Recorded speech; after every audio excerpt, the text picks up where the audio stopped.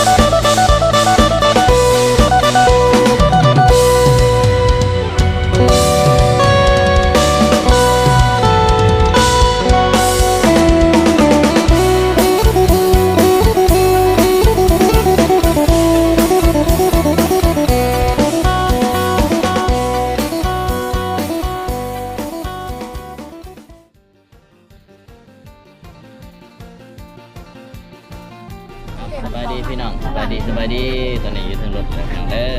ไปเที่ยวน้ำกันพี่น้องไปเที่ยวน้ำกันเด้อเนาะพบกันในคลิปพี่น้องพบกัน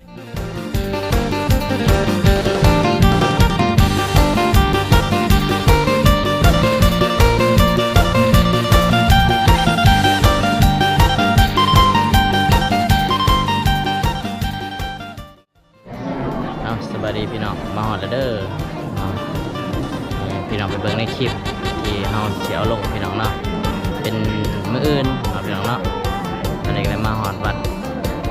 อุดรเป็นที่แฮมห้อยแล้วเนาะพี่น้องเนาะพบกันในคลิปกันแล้วกันพี่น้องเฮา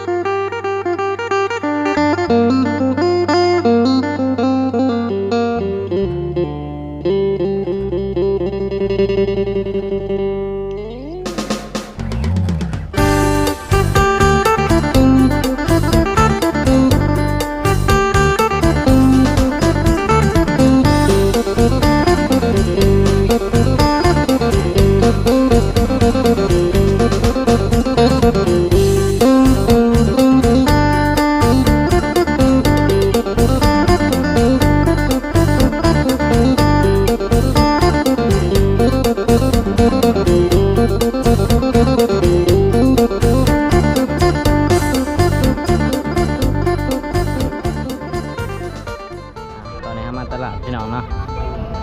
ตลาดคลองถมกำลังจะมาเลาะตลาดเด้อตลาดคลองถมพี่น้องเนาะตลาดคลองถมตลาดในกินซุปพี่น้องเนาะหลายอันหลายอย่างอยู่พี่น้องเนาะโอ้เรียนสดพี่น้อง